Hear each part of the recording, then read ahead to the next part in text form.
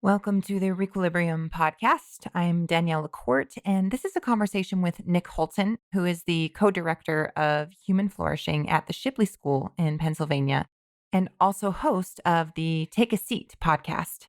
Nick has been studying and applying the science of human flourishing for some time now and has welcomed guests such as Scott Barry Kaufman, Stephen Kotler, and a familiar name to ReQ listeners, Matt Lee. In this episode, we talk about some of the common threads of human flourishing that we've been exploring in parallel, like how to design education for flourishing and whether achievement has a role to play in that pursuit. But it was at the end of the interview that Nick said something really poignant that gave words to something I hadn't explored yet, and that is the role of privilege in flourishing. To learn more about Nick, check out this episode's page on daniellelacourte.com/podcast. Subscribe to Re-Quilibrium on Spotify, YouTube, Apple Podcasts, or wherever you get your podcasts. You can also sign up for Re-Quilibrium's email list at daniellelacourte.com/podcast for some exclusive content and to be notified of new episodes. If you've liked the content so far, rate me on Apple Podcasts, follow me on Medium, Instagram, or LinkedIn, or consider supporting me on Patreon. All of those at Danielle LaCourte, that is LeCourt.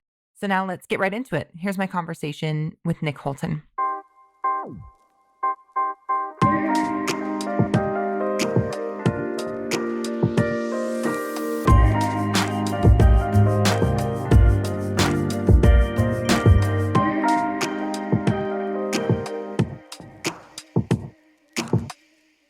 Well, Nick, so we met via a mutual interviewee in Matt Lee from Harvard, and I got introduced to your podcast, Take a Seat, and it seems like we've been sniffing around a lot of the same topics. You're wrestling with this whole idea of human flourishing as well. And I know that in your professional capacity, you work at the Shipley School, and I think you even had human flourishing in your job title, don't you? Yeah, we're actually kind of workshopping the job title right now. So historically, it's been focused around traditionally what's called positive education, which I think is problematic in some ways. And you mentioned Matt Lee. We do a lot of work with the Harvard Flourishing program and their community of practice. So I think we're looking at different ways to incorporate that language more into the work that we do rather than just a singular focus on positive psychology or positive education. Yeah, I remember you mentioning that when we spoke before about the verbiage of positive psychology being problematic. Can you talk about that a little bit? Yeah, well, it suggests everything has to be positive and pleasant all the time. Right. And I think people that are pretty well grounded in the research around all sorts of different things, in particular emotional agility, emotional intelligence, things of that nature, they understand that emotions and experiences are not inherently positive or negative. They are often pleasant or unpleasant, but those pleasant and unpleasant experiences can lead to positive and negative outcomes. So we often use the examples, and I've done some writing on this. I have an article in Fast Company as well on the Shipley blog that speaks to this. Stress can lead to more motivation. Fear keeps us safe. Anger can lead to sort of movements towards justice and fairness and things of that nature. Those are unpleasant feelings, but they can lead to what I at least would call positive outcomes. And so I think helping people, people tend to not be super nuanced when they consume new information. And so on the surface, if you just see language like positive psychology, positive education, that very quickly can be weaponized. So imagine a parent saying, "Why is my child failing your class? I thought this was a positive education school." Well, no, that's not exactly the way it works, right? We Right. talk about resilience and conscientiousness and distress tolerance and navigating some unpleasantness. But more important than that, I just think that the term flourishing really speaks to what quote unquote positive psychology is really about or trying to get to. It's not just sort of this kind of hedonistic form of happiness, as you often hear. My dissertation's on eudaimonia, a very different type of happiness.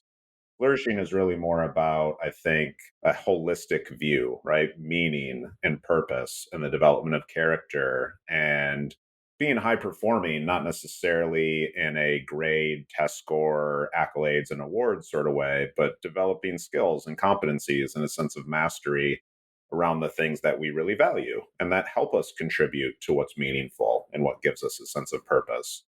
So I think we just sort of feel like Flourishing does a better job of encapsulating those sort of many different dimensions.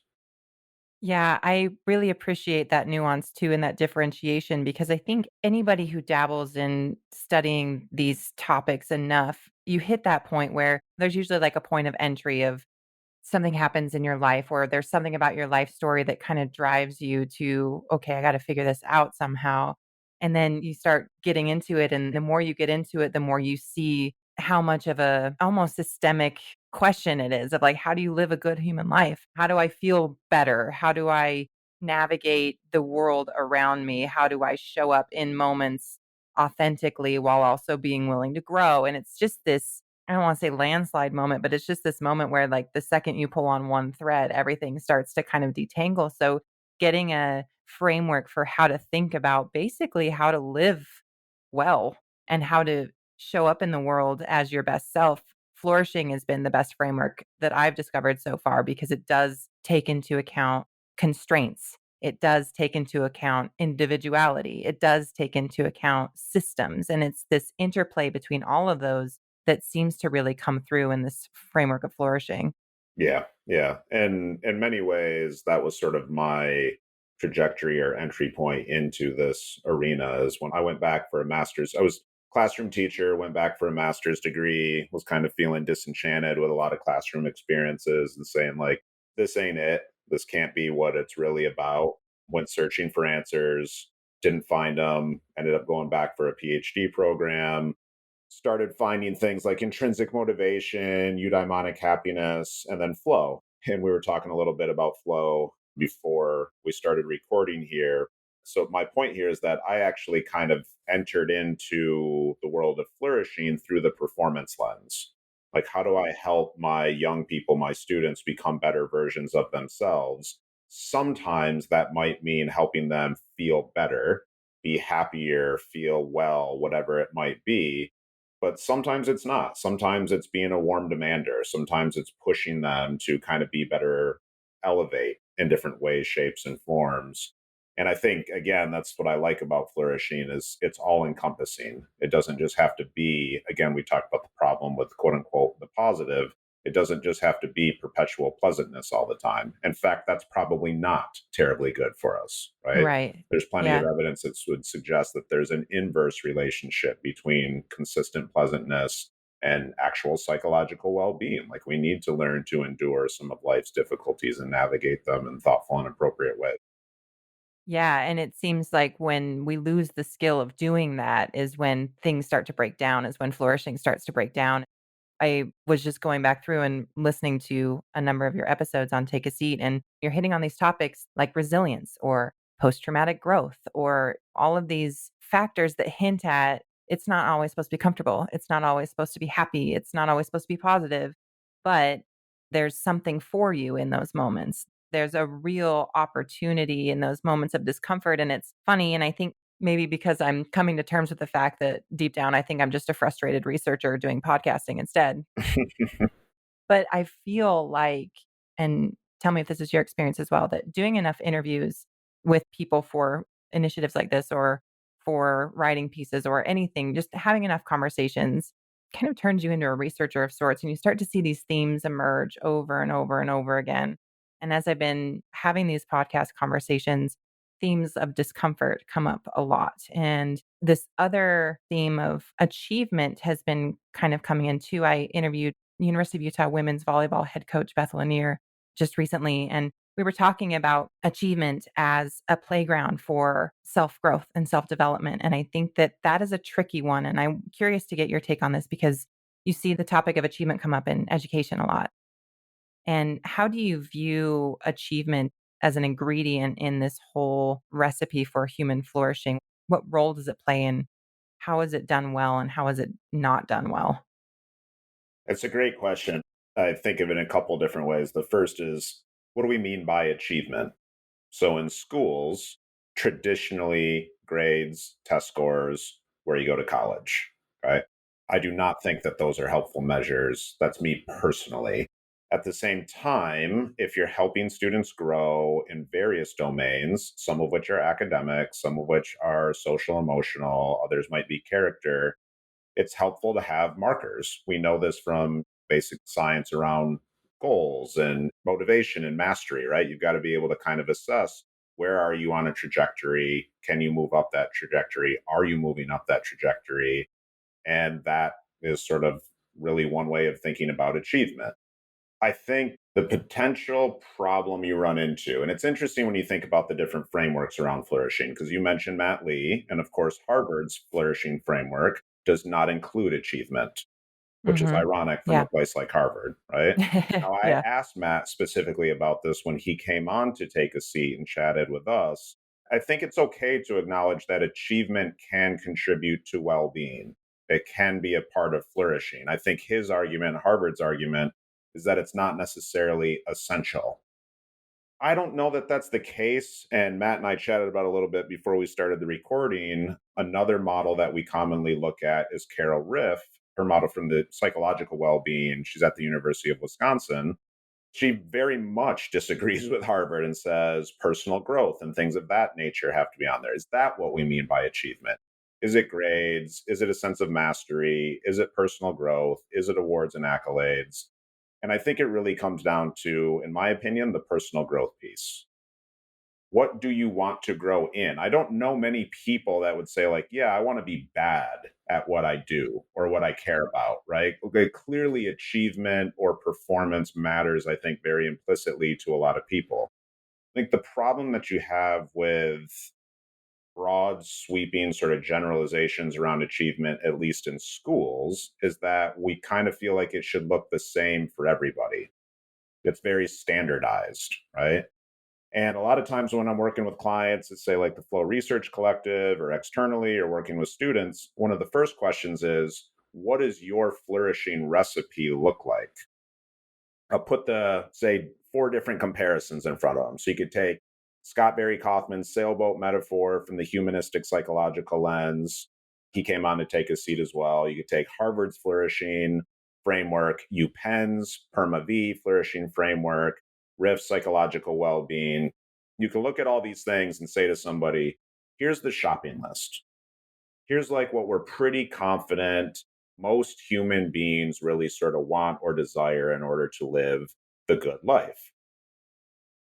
But just because that's the shopping list doesn't mean that you, I, or my wife, or a friend, or whatever it might be, are all trying to cook the same recipe, right? There's going to be different ingredients that we're going to want in different amounts.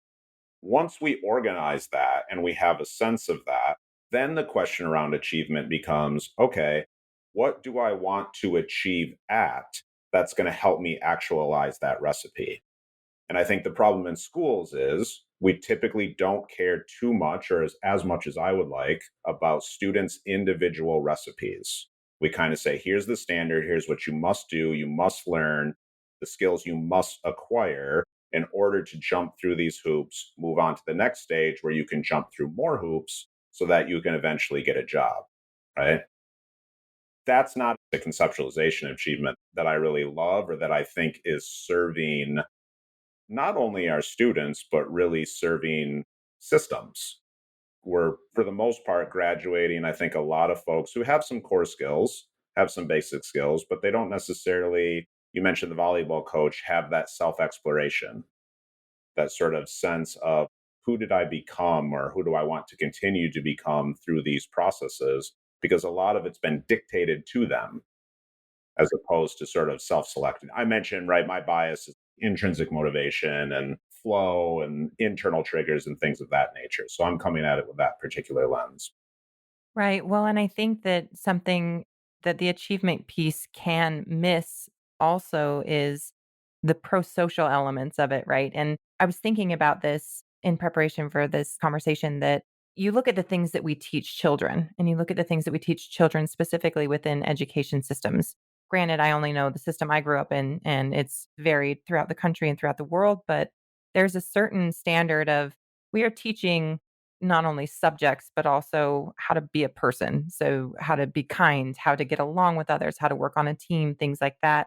Especially as you exit at least the K through 12 system here, there's not very many other systemic ways of reinforcing those lessons ever. I mean, I think church and religion does a good job of it, frankly, but you see that participation shrinking in the time in which we live in. So you have these pro-social elements to it that can't be measured, that are vital to human flourishing and are vital to strong systems. But that component is kind of often missed. And I see that missed in a lot of different areas. Some of the performance content that's out there, some of the personal growth things that are out there don't necessarily plug that individual piece into the larger conversation. I'm wondering what you think about that element because I know you're exploring those things on your podcast too, the science of friendship and things like Yeah, that. absolutely. I mean, the first thing I'll say is so, like, take the four frameworks I mentioned. No two of those four frameworks are the same for human Mhm. flourishing. They're all different, right? And they're all highly credible, well researched, interesting people kind of backing them and supporting them. No two are the same. But there are two commonalities across all four of those frameworks. One of them is connection and relationships, the other one is meaning and purpose. And meaning and purpose is basically a connection to something that transcends our own individual needs or interests. Purpose is really kind of our ability to contribute our individuality to that, right? What we're curious about, what we're interested in, what we're good at, what we're talented at, whatever it might be. I think that speaks to, in some part, probably a large part, what you just mentioned, that prosociality is really evolutionary. Like, it feels good to be able to contribute. Scott Barry Kaufman, in his book Transcend, talks about the different types of meaning, and one of them is mattering, right? Why? Because if you didn't matter to your tribe, there wasn't much reason for them to keep you around. And that was a Right. threat to survival, right? Yeah. So when we transfer something like that to education, what do we get? We get individual grades, individual tests, individual assignments, and some of that's cultural. It doesn't exist that way in every system. Certainly, that's the way kind of in the American system and in many sort of Western world systems. But I think that's inherently problematic to your point. We are flat out, in many cases, ignoring the fundamental core human need of belonging and connection and deepening a sense of meaning and purpose, really in an effort to just sort of quote unquote develop the individual's academic skills, I think for the most part, so they can go out and get a job, so they can fuel an economy, right? Is there potentially meaning and purpose to that, to go out and contribute to kind of a nation state's larger economic system? Potentially. I don't think that's really the way we talk about it and do it, though.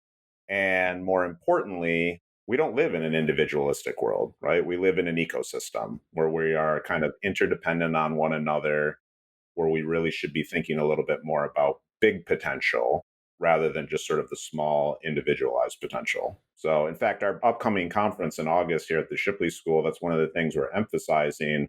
We're bringing in a couple speakers. One of them is Dr. Christina Hinton from Harvard. The other is Dr. Jonathan Beale from Eton College in Oxford.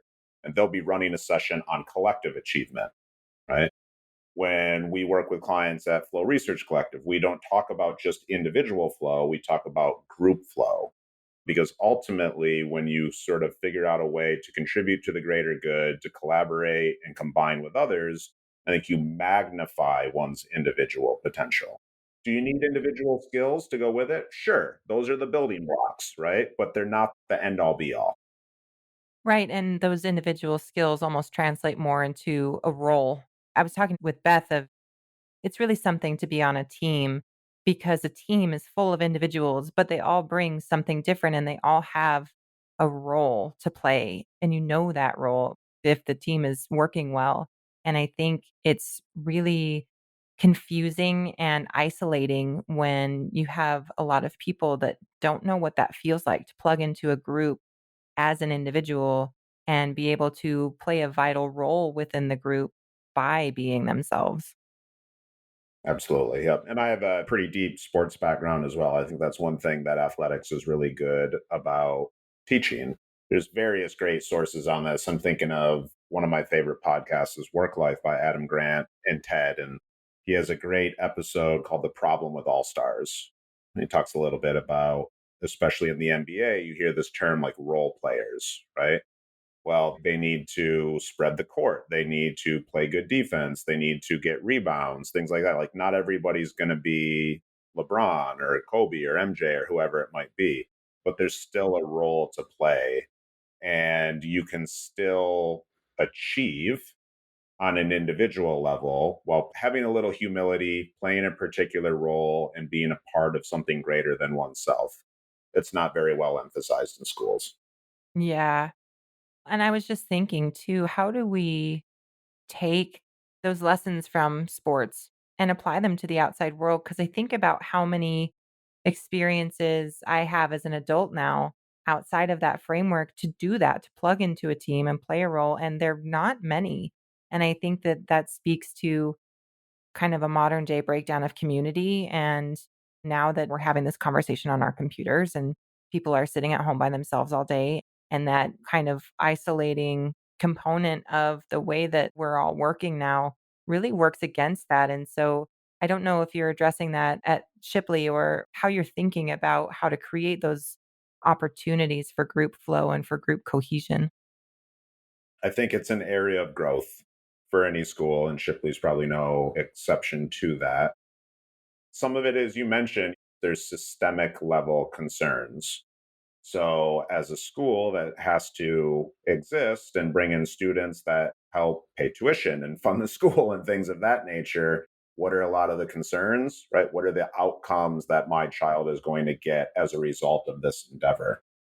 And so right now, a lot of schools, I think, sit sort of in the middle of that system, and that ultimately students are coming with certain backgrounds, certain contexts, certain upbringings, and we're ultimately trying to bring them to whatever the next step is. And in the most cases, that next step is post secondary education, right? College, Mhm. university, maybe a trade job in certain cases, right? But we know from the statistics that those are declining in number, not the jobs themselves, but the interest in. There's a large need for many trade jobs.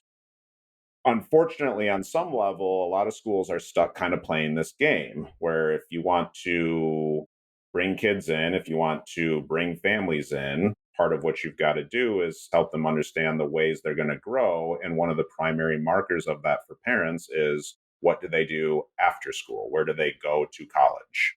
Right? Where do they attend? What do they know? Those sorts of things. What can they do as individuals? In some way, shape, and form. I don't necessarily envy heads of school and principals and district superintendents who have to kind of straddle that line that often exists because it's a difficult proposition, right? And until I think in college, and you're starting to see this a little bit, you're seeing a lot more colleges go kind of ACT, SAT, test optional, things of that nature. You're seeing some people take kind of different routes towards their own personal and professional growth. It's not necessarily just through the college route anymore. At the same time, it's difficult to ignore the data that sort of suggests that the economic benefits of a bachelor's degree at minimum. Yeah. So there's a lot of different things at play. And I think it's a difficult, I don't envy parents either, trying to kind of navigate those waters. Yeah, it's interesting that you bring that up, and I wanna zoom out a little bit, and you mentioned that your dissertation was focused on kind of like the eudaimonic framework for things, but it's funny that having all these conversations about what does it take to live a good human life? What does it take to flourish?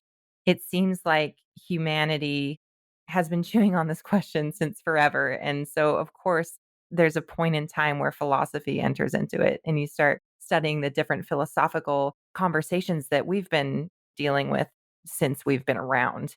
And it seems like all of these things too, and you see these kind of old philosophical ideas just getting kind of repackaged for the world that we live in now with the technologies developing how they have or within whatever economic and political frameworks we have. But how much have you been influenced by philosophy? I mean, how much has that driven the way that you're thinking about these things like flow and flourishing and any aspect of well-being? Yeah, it's funny. I mean, I don't know whether, well, I guess you could call it influence, but my bachelor's degree is in history. I was certified to teach not only history, but social sciences in general, and actually had a particular specialization in the academic study of religion. Right now, I mentioned Dr. Jonathan Beale. We're working on some writing pieces together that really, I think, he's primarily a philosopher, kind of fuses the philosophical approach with some of the psychological and maybe more scientific. And I think in part, it very much depends on whose philosophy you're talking about as well. And that's one of the Yeah. inherent problems of the field of psychology is it's historically kind of been done on quote unquote weird samples. The acronym weird, right? Western, educated, industrialized, rich, developed countries.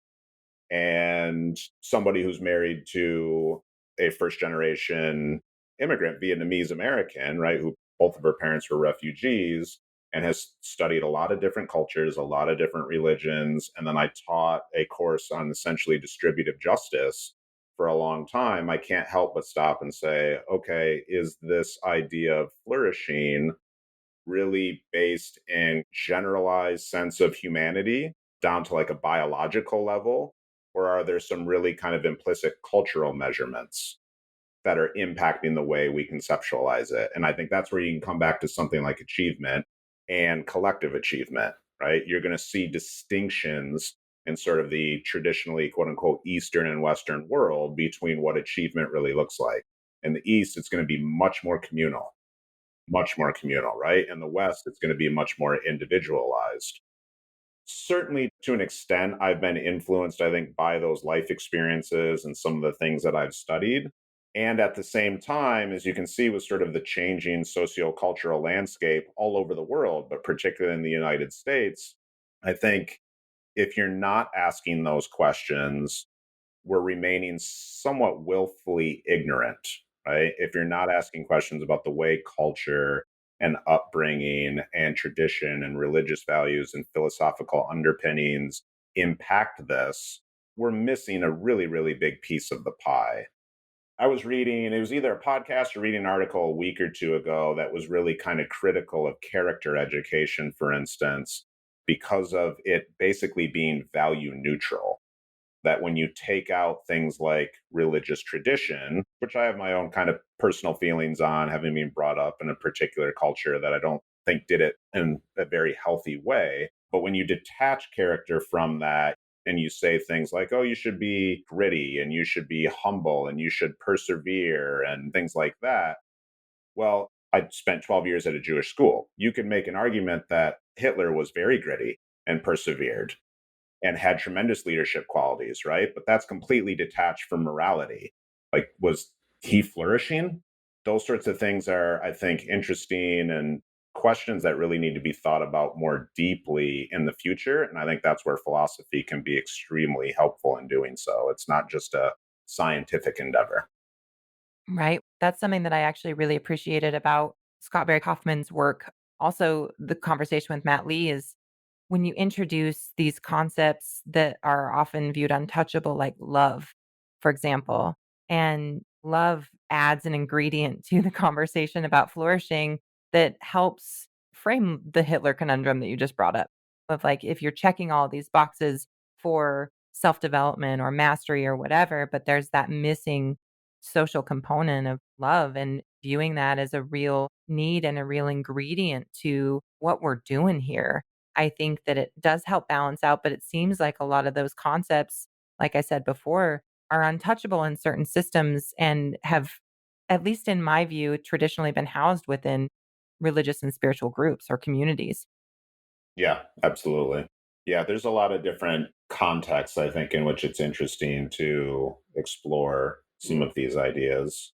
What I'll be curious to see about in the future is how far we take that and how deeply we try to go. Take oxytocin, right? So, like, you can get really into sort of the granularity, the neurochemical or the neurochemistry of oxytocin in human bonds, right? Well, the same chemical that helps us create bonds, oxytocin, is also highly sort of active when we other people, Mhm. right? We're saying, like, oh, we are this, we are not that.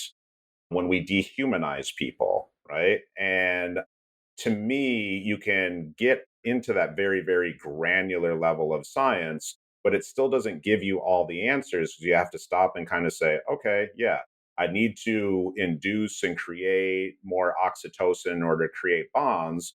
But there still has to be a pairing with something that's moral or philosophical to understand that that doesn't mean that the person across from you that looks different or believes something different is inherently some sort of evil human being. Those are the limitations of science. And to a certain extent, this is what I appreciate about what Harvard's Flourishing program is doing is they're looking really, I think, at the liberal arts and social sciences in general, and not to kind of come full circle where we started, not just psychology, right? And not just positive psychology specifically. I think it's a bit more of a holistic viewpoint and is going to be informed by various traditions that I think have something to say about the overall human experience. Yeah, well, and I appreciate your viewpoint talking about like the neurobiology, and it's a fashionable topic these days and the science is just exploding. So there's a lot to discover and there's a lot to find and it's really exciting. However, it is not context independent. And I think it's a really interesting mechanism for fine tuning your experience. If you know some of those mechanisms and if you know some of that biology, at the same time, we are subject to where we grew up, where we live now, our families, our society, our culture, and all of those things are interdependent in an ecosystem, like you said. So it's kind of not an either or, it's just one facet of the conversation. And to me, that comes back to I mentioned sort of the individual recipe as well is what do you ultimately want to try to create out of your life? And understanding that if that is not in some way, shape, or form fundamentally connected to adding value and doing right by others, for most human beings, you're probably missing the mark somewhere, right? Those are really kind of the two biggest consistencies. And so, on the one hand, you say, yeah, it's very individualized. What's your individual recipe? And on another, it's like, for a lot of people, it's just the golden rule like, do right Yeah. by others, try to add value. Yeah, you can cultivate the self. Yeah, you can achieve. Yeah, we all need a certain degree of autonomy and a sense of whether you believe it's real or not, free will. And Scott Barry Kaufman's had interesting debates with the likes of Sam Harris and others on that. But ultimately, it's a connection to, I think, like something that's greater than our own individual selves. You mentioned Take a Seat, the second episode we had on Lydia Dunworth. She wrote the great award winning bestseller, Friendship. I think that's where a lot more science is going to be headed as we kind of come out of this hyper individualized century or two, really, that the world has, or at least the Western world has experienced. How can we keep exploring questions around connection and using some of those realizations, philosophical, psychological, biological, whatever it might be, to better inform how we, I don't even necessarily like the word educate, but how we really cultivate human beings that are caring and compassionate, inclusive, and they can crush it too, right? Like they've got some of those individual skills, but they're using them for something more than just making a salary and get a job. Yeah. I want to go back a little bit about the free will question. I'm curious what you think. Where do you land on this one? I mean, I think it depends on kind of how you argue it is. So when Scott had that episode, we were going back and forth a little bit. So Scott was a coach for a little while for Flow Research Collective, and obviously got a chance to know him a little bit when he came on the podcast. So he asked what I thought of it, and I actually felt like he and Sam, for the most part, were agreeing.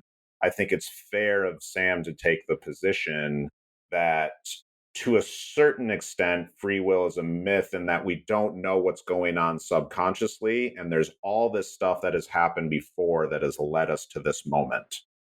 That is, in my mind, inarguable, right?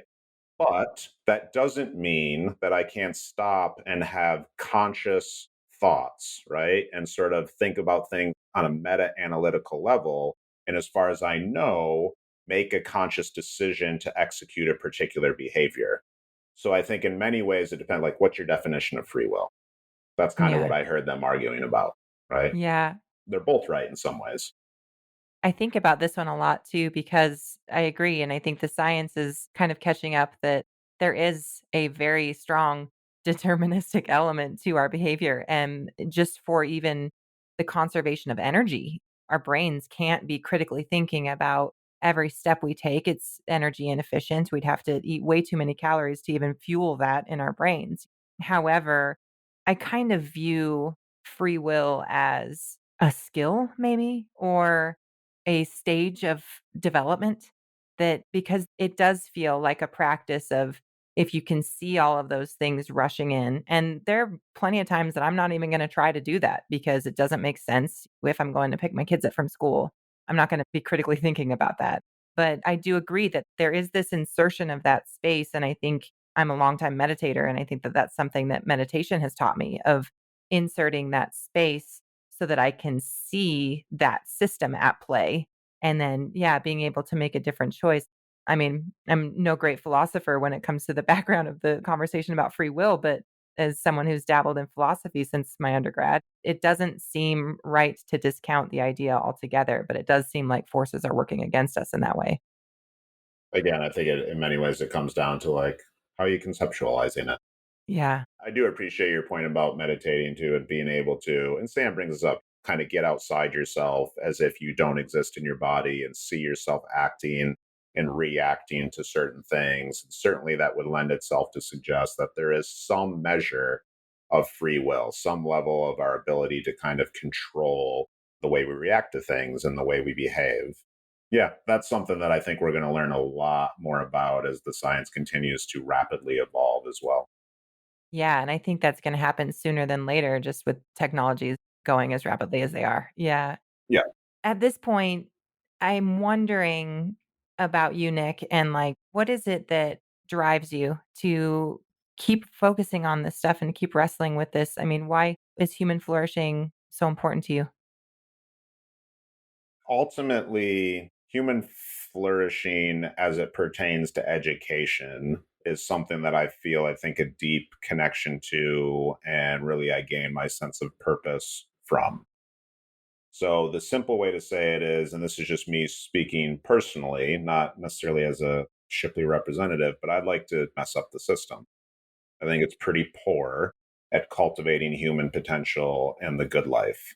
I think you can look at a lot of different cultures, a lot of different research, and see that there are elements of various systems that can maybe be brought together in a more thoughtful way that you mentioned earlier don't have to treat it as sort of either well-being or achievement, right? There's Mhm. a both and component in here somewhere.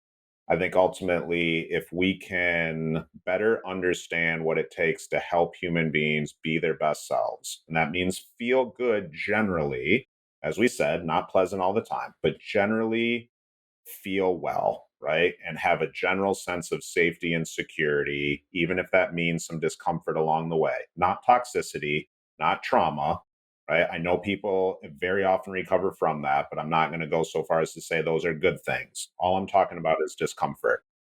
If we can better understand that and integrate it into a system that most, at least in sort of the industrialized world, most human beings have to go through, then imagine what we can do for humanity as a whole, right? And right now, I see it mostly as a system that's focused primarily, as you said, on individual achievement, academic skills in Mhm. particular. And I don't know that those are going to be the keys to creating sort of an overall better humanity. So, what I'm driven by, changing the system so that we can create better outcomes for a heck of a lot more people all over the world.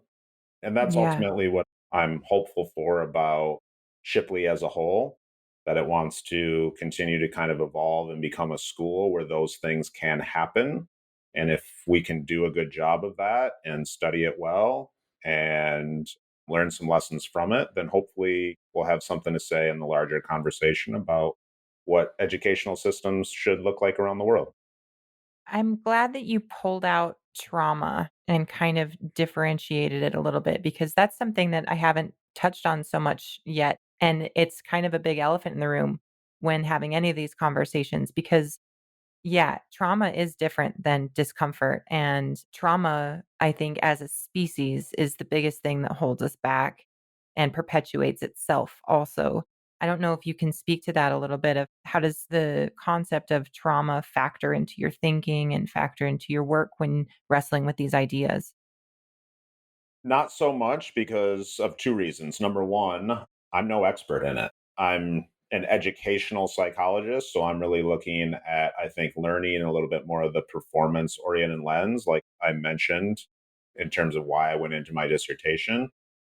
I try to know what I don't know. And I know very little about sort of the science of trauma outside of the fact that many people often experience post traumatic growth, which is great. Not all, though, right? Many people. The second reason I mentioned that is I am co director of positive education or flourishing at the Shipley School. And my other co director, Dr. Sharon Russell, she comes at things from a counseling lens. And she's been a social worker and a teacher of SEL for a long, long time. So when it comes to those sorts of questions, I really fall back on her expertise and perspective in those areas.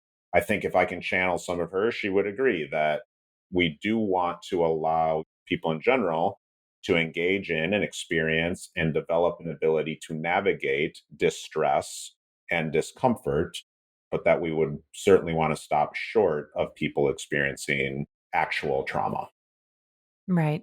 And when you say SEL, you mean socio emotional learning, correct? Yep. Yeah. Can you briefly define what that means or what you mean when you say SEL? I mean, historically, it's pretty much if you kind of create two silos, schools have traditionally focused on, I think, traditional quote unquote academic skills. Social emotional learning is really interpersonal dynamics, emotional intelligence, social intelligence, the ability to understand one's thoughts and one's feelings. This has implications on things like motivation, self regulation, the development of good friendships. I think in many ways, I'd argue that those are sort of the linchpin to our ability to do anything well. Certainly, they underpin our ability to maximize our academic talents as well. So Shipley really started down a road towards social emotional learning, I think 1995, something along those lines. And Sharon helped bring it, I think, to the school. It's grown and grown and grown. You can see various different models. There's the Castle model, there's Ruler from the Yale Center of Emotional Intelligence. And I think for the most part, at traditional quote unquote SEL is now sort of evolving into thinking about things like positive education or education for flourishing. Yes, the social part matters. Yes, the emotional part matters. But so do other things like physical health, some core needs like autonomy, but some of the performance aspects as well. I still maintain that those are really important to a lot of human beings. So bringing it all together, I think, is sort of the education of the future, not so much in these silos and these either ors, these both things. Right. I kind of want to end this conversation in context because you've been doing these interviews and producing your podcast during COVID. You've been doing your work at Shipley during COVID. And this comes up in so many of my conversations that at this point, there was the world before COVID and there's the world after. It is a definite marker of change and growth and development and trauma and grief and all of these things. And I'm just wondering if you can place all of this into context for me of like, how has it been wrestling with these concepts and ideas and practices during a global pandemic where we're experiencing things for the first time? There's tremendous upheaval in many societies across the globe. How has this all been swirling around each other to shape the way that you're thinking about these topics now? Flourishing is a privilege, it's an actual privilege.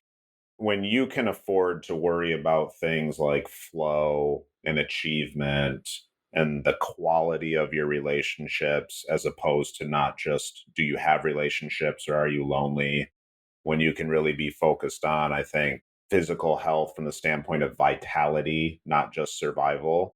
I think COVID has been a reminder of a lot of things that are really essential. And without those sort of core foundational needs, picture Scott Barry Kaufman's sailboat metaphor and the safety needs and Maslow. And there was no pyramid, as SBK has told us, but sort of traditionally thinking about what is most essential, and it's survival, right? And if that's not addressed, if that's not relatively secure, everything else in the sort of flourishing model, I think, is harder to achieve. It's not impossible to achieve necessarily, but it is much, much, much harder. In a way, it's sort of kind of a little bit of a chicken and the egg, but I think if we can get more people to a point where they are flourishing their best selves, they're treating people well, they're achieving at a high level, my hope is that we can create more systems and structures that allow more people to have those basic needs secured so that they can then start to experience the privilege of being able to focus on a flourishing life, not just going from surviving to thriving, really. Yeah. I love that takeaway so much, and I think it's so true and something that I've been thinking about as well of in light of these things being a privilege. I think that that privilege creates responsibility for the privileged to facilitate that for people that do not have access to those states and those resources for well-being and flourishing.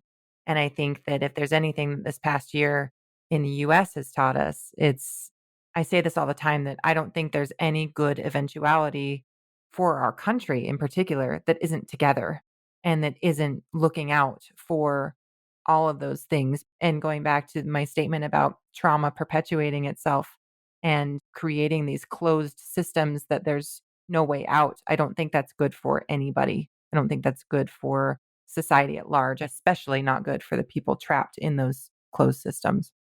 Yeah. What a fantastic note to end on, Nick. And I appreciate you taking so much time to chat with me today. I have loved connecting with you. And I'm going to point everyone to your podcast because I think that you've had some really great conversations on there. They're conversations that I've appreciated and will continue to wrestle with, hopefully post COVID and as we envision what the world is going to be like now. So thank you so much. This was a wonderful conversation. It was great to catch up with you. Well, thank you so much for those kind words and for having me. I enjoyed the conversation as well. Thank you for listening to this conversation with Nick Holton. Nick's perspective from an academic, a coaching, and an educational viewpoint really ties so many threads together when thinking about how to design systems for flourishing and what ingredients to include. I highly recommend you check out the Take a Seat podcast hosted by Nick. He's got many great conversations with some amazing guests that really get into topics I've not yet covered with Re-Quilibrium. I'm interested to hear what you think. Comment on YouTube, reach out to me via my website, daniellelacourte.com, or message me on LinkedIn or Instagram with your feedback. Take care.